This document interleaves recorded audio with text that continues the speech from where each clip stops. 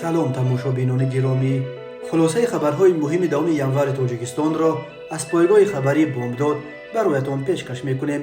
шурӯъ мекунем аз як нигоҳи кӯтоҳ ба сархати хабари муҳими рӯз дар ин барнома. барқияи генерал Рамазон Раимзода дар робита ба қазияи зани тоҷике ки дар Русия барои ҳимоят аз номусаш даст ба куштор зад. 2 соат бедарак шуд. 20 сол ҳукми зиндони як сокини Истарафшан барои қатли бераҳмонаи ҳамсараш. 49 муҳоҷири тоҷик дар роҳи сафар ба Русия дармондаро аз сардӣ наҷот доданд. таътили зимистона дар мактабҳои Тоҷикистон то 16 январ тамдид шуд. овозхони маъруфи Исор Комилҷон Ғаниев аз олам чашм пӯшид. дар гузашти ҳунарпешае ки нақши Ленинро иҷро мекард. тармаҳо дигарбора шӯрои душанбеи Хуҷандро бастанд. ва акнун тафсилоти хабарҳо. вазири корҳои дохилии ҷумҳурии Тоҷикистон генерал-полковники милитсия Рамазон Раимзода вобаста ба ҳодисаи рӯзи 4 январи соли 2023 ки дар тарабхонаи Хинкали Тбилисо воқеъ дар шаҳри Митиши вилояти Москваи Русия бо шаҳрванди Тоҷикистон Сурайо Дусаева рух дод, ба вазири корҳои дохилии Русия генерали политсия Колокольцев барқаи ирсол намуда хоҳиш кардааст ки ҷиҳати воқеона баррасӣ намудани ҳодисаи мазкур ва таҳти назорат қарор додани тафтиши ин қазия мусоидат намояд. дар ин бора рӯзи 2 январи соли 2023 сомонаи расмии вазорати корҳои дохилии Тоҷикистон хабар дод. ин ниҳод хотиррасон кардааст ки як ошпази ин тарабхона шаҳрванди Тоҷикистон Сурайо Дусаеваро бераҳмона латукуб намуда, нисбаташ зӯроварӣ ҷисмонӣ ва таҳқиру тавҳинро раво дида, шаъну шарафи ӯро паст кардааст ва номбурда маҷбур шудааст барои муҳофизати худ бо истифода аз корт ӯро ба ҳалокат расонад. қаблан 10 нафар аз мақомоти Тоҷикистон хоста буданд ки Сурайо Дусаеваро беҳимоят нагузоранд ва аз ӯ дифоъ кунанд, то бесоҳиб гуфсуд нашавад. Рамазон Раимзода нахустин мақоми баландпояи Тоҷикистон аст ки ба ҳимоят аз ҳуқуқи ин зани тоҷик садо баланд кард. як сокини 37-солаи шаҳри Истарафшан барои қатли ҳамсараш дар ҳолати мастӣ 20 сол равонаи зиндон шудааст. гуфта мешавад ин мард ҳамсарашро барои итоат накардан ба амри ӯ ва наистодан дар ҷое ки ӯ амраш дода буд зада куштааст. рӯзи 2 январи соли 2023 аз додгоҳи вилояти Суғд ба Азия Плюс иттилоъ доданд ки Баҳовиддин Назруллоев бо ҳукми додгоҳи мазкур аз 7 ноябри соли 2022 бо ҷурми одамкушӣ гунаҳгор дониста шуд. гуфта мешавад ки сабаби қатли ҳамсар аз ҷониби шавҳар то 2 соат бедарак шудани ӯ будааст. ӯ моҳи августи соли 2022 бо ҳамсараш Уғлой Пулотова ба бозори марказии шаҳри Истарафшан рафта барои харидории оби нӯшокӣ ба мағоза медароянд. баъди баромадан дар ҷое ки гуфта буд ҳамсараш бояд истат ӯро наёфта, ба ғазаб шуда машрубот менӯшад ва ба хона омада ҳамсарашро намеёбад. нақл кард рафти ҳодисаро манбаи Азия Плюс аз додгоҳи вилояти Суғд. ба гуфтаи манба баъди он ки ҳамсараш ба хона меояд, Баҳовиддин Назруллоев ӯро пурсуҷӯ карда то аз ӯ рафтан латукуб мекунад ва баъдан буғӣ карда мекушад. гуфтан аз ин ниҳод. ба таъкиди манба Баҳовиддин Назруллоев бо мақсади пинҳон кардани амалаш сару либоси хунолуди ҳамсарашро иваз карда, як рӯз пас волидони марҳумро огоҳ кардааст ки гӯё духтарашон бо марги худ фавтидааст, вале хулосаи экспертизии судӣ маълум кардааст ки ӯ аз латукуб ва буғикунӣ фавтидааст. ёдовар мешавем ки амасола дар Тоҷикистон даҳҳо ҷинояти куштор аз ҷумла куштори зан аз ҷониби шавҳар ва дигар аъзои хонаводаҳо рух медиҳад. аз ҷумла 28 ноябри соли 2022 дар ноҳияи Зафаробод Зокир Аъзамов ҳамсараш Фирӯза Аъзамова ва писарчаи 9-солаашро бо бераҳмии махсус кушта, ҷасади онҳоро оташ зада буд. ҳамчунин чанде пеш Достони кули Тоҷикистон хабар дод ки як сокини шаҳри Роғун барои қатли бераҳмонаи ҳамсараш ба 19 солу 4 моҳ равонаи зиндон шуд. шаби 9 январи соли 2023 дар ҳудуди вилояти Оқмолаи Қазоқистон як автобус бо 49 мусофир аз Тоҷикистон бо шумули 6 кӯдак ба далели сардӣ дар роҳ дар мондааст. хадамоти матбуоти департаменти ҳолатҳои фавқулодаи вилояти Оқмола бо нашри як видео дар саҳифааш дар Инстаграм хабар дод ки шаби 9 январ ба сабаби сардии сахт дар километри 251 роҳи Остона Петропавловск як автобуси мусофирбар که با سوزشواری دیزلی کار میکرد در راه درماند. наҷотбахшон амро бо полиси маҳаллӣ аз ин автобус 49 нафар аз ҷумла 6 кӯдакро наҷот доданд. ба гуфтаи мақомот ҳамаи наҷотёфтагон шаҳрвандони тоҷикистон буданд. онҳоро дар як нуқтаи гарм дар масҷиди ҷомеи шучинск ҷой карда барояшон хӯроки гарм тайёр карданд. департаменти ҳолатҳои фавқулоддаи вилояти Оқмола аз сокинон ва меҳмонони ин минтақа хостааст ки дар ин рӯзҳои сард бидуни зарурати оҷил баро набароянд. дар Қазоқистон низ ин рӯзҳо ҳавои хеле сард ҳукм фармост. мутаассифона нархи баланди парвозҳо бо ҳавопаймо ҳазорон нафар аз муҳоҷирони тоҷикро маҷбур мекунад ки барои сафар ба Русия ва ё барои бозгашт аз Русия ба ватан роҳҳои заминӣ аз ҷумла сафар бо автобусҳоро интихоб мекунанд. сафар бо автобус барои онҳо арзонтар, вале машаққати зиёд ва хатари ҷиддиро низ ба ҳамроҳ дорад. ҳунарпешаи халқии Тоҷикистон Комилҷон Ғаниев суби 2 январи соли 2023 дар синни 73 аз олам чашм пӯшид. дар ин бора дар фейсбук Парвиз Пӯлодӣ, овозхон ва ҳунарпешаи шинохтаи зодаи Исор хабар дод. Парвиз Пӯлодӣ дар бораи иллати марги Комилҷон Ғаниев чизе нанавишт, вале хабар дод ки маросими видо ва намози ҷанозаи марҳум рӯзи 2 январ соати 15:00 дар зодгоҳаш деҳаи тахти ҷамоати хонакҳои кӯҳии Исор баргузор мешавад. Комилҷон Ғаниев ки бо хондани таронаҳои мардумӣ ва классикӣ ном бароварда буд, ҳамагӣ 11 рӯз қабл аз зодрӯзи 73-умаш даргузашт. мухлисонаш аз ӯ ҳамчун як инсони хоксору самимӣ ва маҳфилоро ёд мекунанд ва мегӯянд Комилҷон Ғаниев дар солҳои охир дар хондани таронаҳои мазҳабӣ аз ҷумла нат низ хеле забардаст шуда буд. Комилҷон Ғаниев 21 январ соли 1950 дар деҳаи тахти ноҳияи Исор ба дунё омада, соли 1967 омӯзишгоҳи ҷумҳуриявии маданӣ равшannамоии ноҳияи Ленинро хатм кардааст. Комилҷон Ғаниев соли 1990 пас аз хатми омӯзишгоҳ барои кор ба шӯъбаи фарҳанги шаҳри Исор омада ва тамоми умр дар қасри фарҳанг ва филармонияи Исор кор кард. Комилҷон Ғаниев соли 1990 сазовори унвони ҳунарпешаи шоистаи Тоҷикистон ва соли 2003 сазовори унвони ҳунарпешаи халқии Тоҷикистон шуд. вазорати маориф ва илми ҷумҳурии Тоҷикистон рӯзи 2 январи соли 2023 бо нашри иттилои вижа дар сомонаи расмияш хабар дод ки ба сабаби сард омадани ҳаво таътили зимистонаи хонандагон то 16 январ тамдид карда шуд.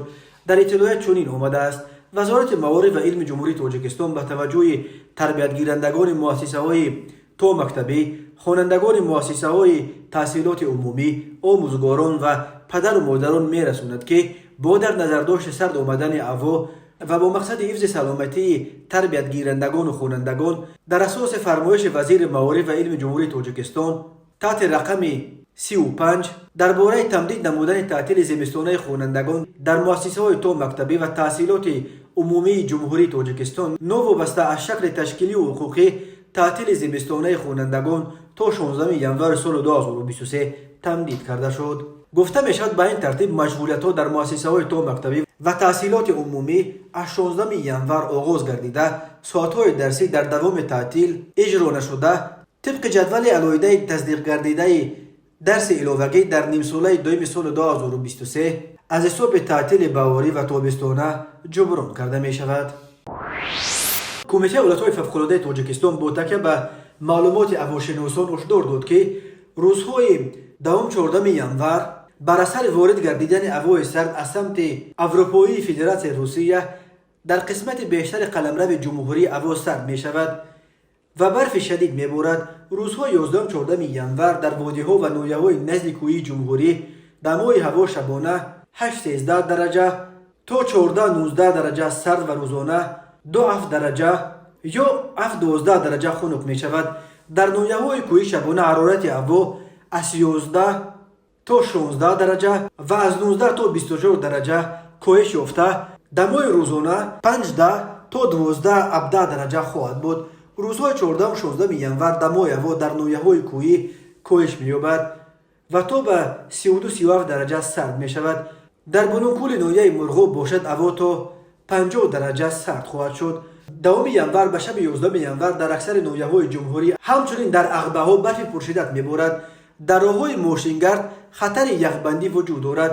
рӯзҳои 2-11 январ дар ноҳияҳои алоҳидаи вилояти Суғд ва Хатлон و نویه‌های توبه جمهوری شمول به صورت 17-22 متر در یک ثانیه می‌وزد. روزهای دوم 12 ینور روانشناسان لغزش ترمه را در قسمت‌های جنوب و شمال قطارگاه‌های ایسور، نویه‌های کوهی توبه جمهوری، همچنین نویه‌های غربی ولایت مختار کوهستان بدخشان پیش بینی می‌کنند.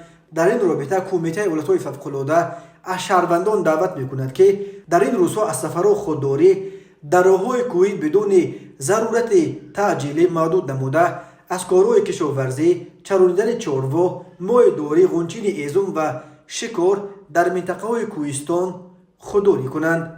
بچه‌ها را به نظارت نگذارید. در فصل سرما بی توجهی به پیرانسالان و کودکان باعث سرایت هر گونه بیماری‌ها می‌شود. شام 9 ینور و صبح 10 ینور سال 2023 به سبب ادامه‌های برفریزی‌های شدید در چند قطعه شورای دوشنبه خوجند ترمه فرآمده، سبب باز برای چند ساعت بسته شدن این شورای یگانه بین ولایت سوخت و مرکز تاجیکستان شد. از جمله شام 9 ینور ساعت 18:37 ترمه بزرگ در کیلومتر 80 شورای دوشنبه خوجند را برای چند ساعت بست. ساعت 21:56 این قطعه را از ترمه تازه کرده شد و رفع نقلیات از سر گرفته شد. ولی صبح 2 ینور ساعت 06:20 در کیلومتر 69 و ساعت 08:30 در کیلومتر 71 روی دوشنبه خوجند باز ترمه فرو ریخت. هرچند این آفت‌ها خسارات و قربانی در پی نداشتند، ولی راه دیگر باره برای چند ساعت بسته شد. تنها نزدیکی نیمه روز 2 ینور شرکت آیرس خبر داد که ترمه ها برطرف گردیده، راه برای اتومبیل‌های سبکرو گشوده شد. حالا حرکت از سمت دوشنبه جانب خوجند آغاز گردید. ولی این شرکت که مسئولیت نگهبانی این شورا را بر عهده دارد تاکید کرده است که بارش برف به نهایت پرشدت بوده، خطر ترمه فرایی زیاد است و از این رو از رانندگان با عرض احترام خواسته شده است که هنگام حرکت با دقت باشند. در دوام روز 9 ینور نیز فرو ریختن ترمه ها 2 دفعه باعث برای چند ساعت قطع شدن رفع نقلیات در این شورا شده بود. هنرپیشه تئاتر و سینمای تاجیک دستپرور گیتیس، دانشکده دولتی صنعت تئاتر شهر مسکو، هنرمند شایسته تاجیکستان محمدکیم مازویروف روز 6 ینور سال 2023 در سن 88 وفات کرده است. در این باره در سامانش با نشر همدردی به نزدیکان هنرپیشه گیتیس خبر داد. بنا به اطلاع نشر شده، دستپرور این مکتب عالی معتبر صنعت تئاتر را که بیشتر با اجرای نقش اساسگذار دولت شوروی ولادیمیر ایلیچ لنین شهرت داشت، در زادگاهش دهه شجاند ولایت مختار کوهستان بدخشان در شرق تاجیکستان به خاک سپردند.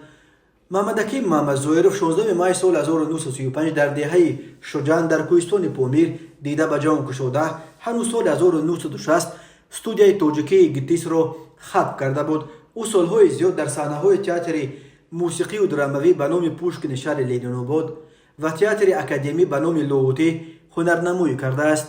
گیتیس می نویسد نقش اساسی در زندگی ایجادی محمدکیم مازویروف نقش لنین بود که او هم در نمایشنامه‌های تئاتری و هم در چهره‌بینی‌های رسمی اجرا می‌کرد. محمدکیم مازویروف در برابر اسیل برهانوف از بهترین اجرا کنندگان نقش لنین در تئاتر تاجیک می‌شمارند. او همراه با تئاتر لاهوتی قریب به همه کشورهای شوروی سابق سفرهای هنری کرده. سال 1968 با این تئاتر به افغانستان نیز سفر هنری داشت.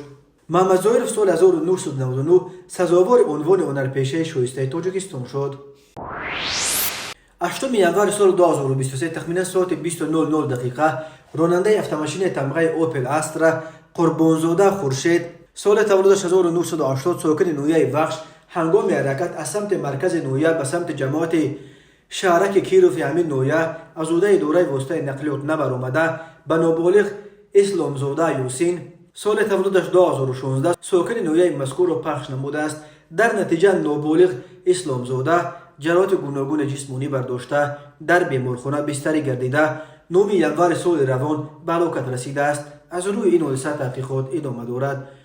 به شعبه وزارت کارهای داخله در نویه کوشانیان با عریضه مرد 38 ساله ساکن نویه مذکور مراجعت نموده است که 9 ینور سال 2023 شخصان نامعلوم با راه پنهانی به مغازه‌اش در آمده از آنجا 16000 سامانی، یک عدد صندوق آهنین که در داخلش 5260 سامانی بود و 2 عدد اسباب قوت دهنده برقی را دزدیده از جای حادثه غیب زدند. ضرر رسانیده شده 25080 سامانی را تشکیل می‌دهد. هنگام گذراندن چاره‌بینی‌های اپراتیوی جستجویی از جانب کارمندان میلیسیا، جوان 18 ساله ساکن شهر باختر که پیش با ماده 237 کودکس جنایتی جمهوری تاجیکستان سود شده است، همچون گمانبر در صادر نمودن جنایت دزدی دستگیر گردیده از روی این حادثه تفتیشات ادامه دارد.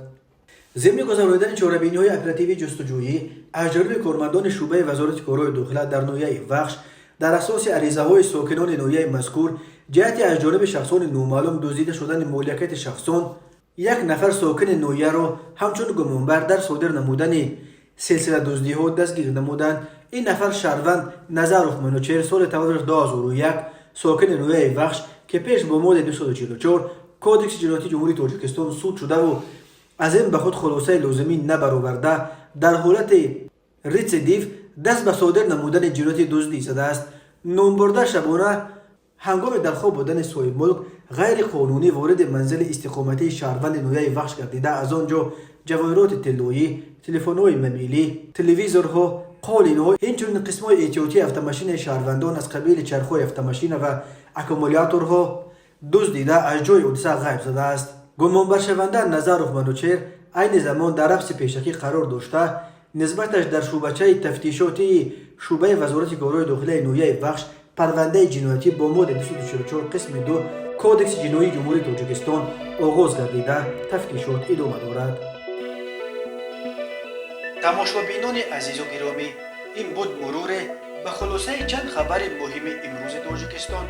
خبر و گزارش‌های بیشتر از تاجیکستان و درباره تاجیکستان و اطراف آن را در سامانه پایگاه خبری بامداد در این نشانه پیگیری نمایید: www.bamdad.com. خوش باشید.